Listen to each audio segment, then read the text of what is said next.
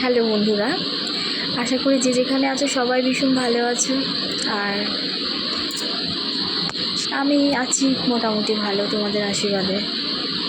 তো বন্ধুরা,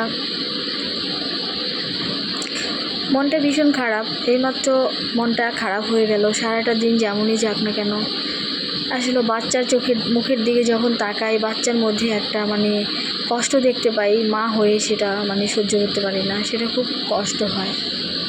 তো তোমাদের সাথে তো আমি সব কথা শেয়ার করি, আর ভিডিওতে আমি তোমাদেরকে ভিডিও দেই। তো আমার যখনই খুব খারাপ লাগে, আমি তোমাদের কাছে না আসলে আমার ভালো লাগে না। তো এই মুহূর্তে এখন রাত 1 বেজে গেছে। তো মনটা ভীষণ খারাপ। তো সত্যি কথা বলতে কি বলো তো, তোমরা তো জানো যে আমার সোনাকে আমি কারো কাছে যেতে দেই না। সোনা আমার কাছেই থাকে এখন। আগে একটু ঠামির ঘরে যেত, তো ঠামি এটা পছন্দ করে না, খুব রাগ করে। জিনিসপত্র ধরলে, আকাম করলে তার ভালো লাগে না, তার পছন্দ হয় না। তো এখন ছেলেকে নিজের কাছেই রাখি, ঘরে রাখি। কার্টুন দেখে, ওর মতো করে থাকে। মোটু পাতলু দেখে, বা টাইগার, শিয়াল, এগুলোর আর কি কার্টুন দেখে। তো যাই হোক, ও এখন আমার কাছে আছে, ভালো আছে। তো একটু আগে ও খুব কান্না করছিল, ওর জেম্মার ঘরে যাবে, ভীষণ কাঁদছিল। ওর মুখের দিকে তাকিয়ে আমি বুঝতে পারছি যে ওর একটা অন্যরকম কষ্ট হচ্ছে। ওর ঘরে চলে গেল, আমাদের মাঝের ঘরে বসে। তো তখন ঠাকে ওষুধ খাইয়ে দেয়, আমার ছেলে ঠাকে ওষুধ খাইয়ে দেয় রাতের বেলা। 2 বছর 5 মাস বয়স আমার ছেলের, অথচ ঠাকে ভীষণ ভালোবাসে। ঠাকে ওষুধ খাইয়ে দেয়। তো বাইরে বেরিয়েছে ঠাকে ওষুধ খাওয়াবে বলে, ঠা ঘরে চলে দরজা লাগিয়ে দিয়েছে। তো খুব কান্না করছে। তো কান্না করছে, ঠায়ের কাছে যাবে, ঠা দরজা লাগিয়ে দিয়েছে, আর দরজাটা খুললো না। ও ডাকলো, দরজাটা খুললো না। তারপরে বায়নাও করলো যে একটু জেম্মার ঘরে যাব, আমাকে একটু যেতে দাও। তো জেম্মা আমার সামনে দাঁড়ানো ছিল, খুব কাঁদছিল। জেম্মা কিছু বললো না, চলে গেল। তো সোনা খুব কান্না করার পর ওকে বুঝিয়ে সুঝিয়ে ঘরে নিয়ে আসছি। তো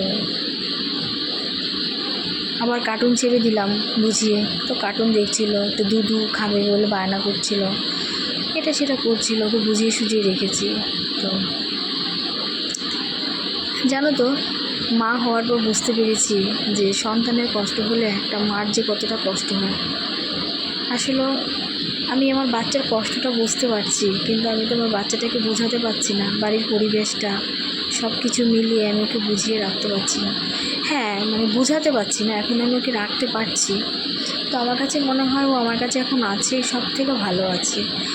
আস্তে আস্তে ও পড়াশোনা করবে, স্কুল যাবে। কালকে থেকে ওর ম্যাম আসবে, একজন ম্যাম ঠিক করেছি। তো ম্যাম আসবে বলেছে কালকে থেকে, কালকে 1 তারিখ থেকে শুরু করবে। তো পড়াশোনা করবে, ঘুম আসবে, আমার কাছে থাকবে, মিলেমিশে ও আমার কাছে ভালোই থাকবে। আবার কিছুদিন বাদে স্কুল যখন ভর্তি হবে, তখন আরও একটু ব্যস্ত হয়ে যাবে, আমিও ব্যস্ত হয়ে যাব ওর জন্য। তো মধ্য কথা হচ্ছে, আমার সোনার কান্নাটা দেখে না আমার খুব কষ্ট লাগছে। কষ্ট লেগেছে, ভীষণ কষ্ট লেগেছে।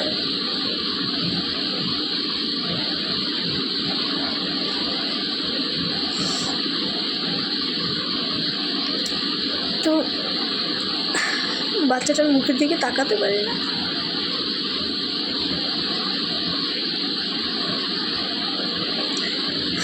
ছোট মানুষ, ও চায় সবার কাছে যাব, একটু খেলবো সবার সাথে, কিন্তু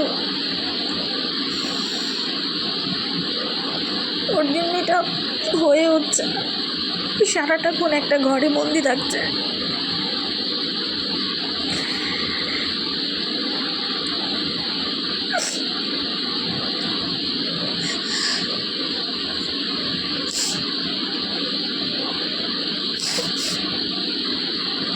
আমি ওর কষ্টটা বুঝতে পারছি, ওর খুব কষ্ট হয়ে যাচ্ছে, কিন্তু আমি মা, আমার তো কিছু করার নেই।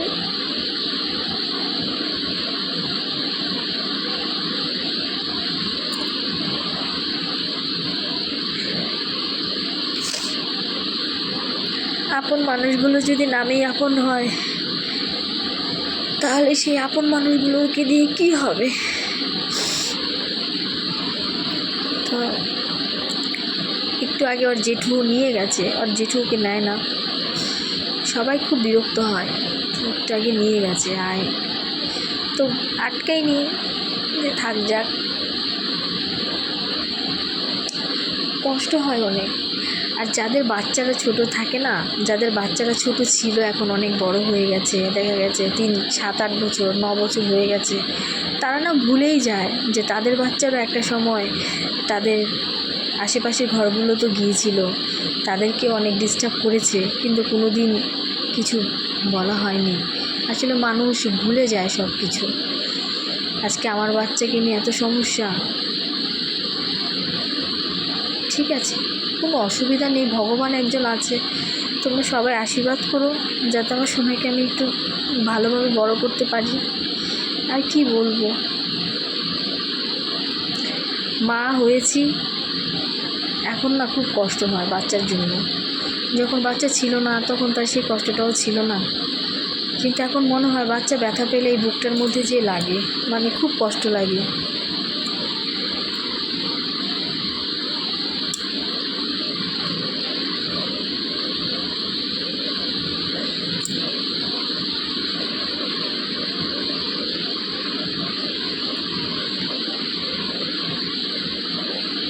এই কষ্টগুলো কখন একজন বাবা বোঝে না, একটা মা যেভাবে বোঝে, বাবারা কখনোই বোঝে না।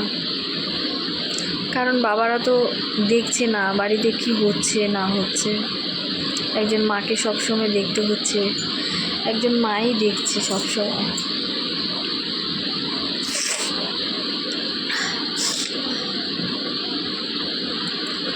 ঠিক আছে বন্ধুরা, ভালো থেকো, সবাই ভালো থেকো,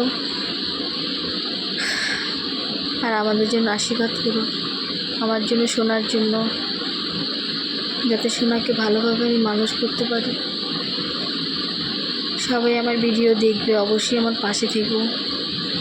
গুড নাইট বন্ধুরা, খুব ভালো থেকো, তোমাদের সবাইকে অনেক অনেক ভালোবাসা।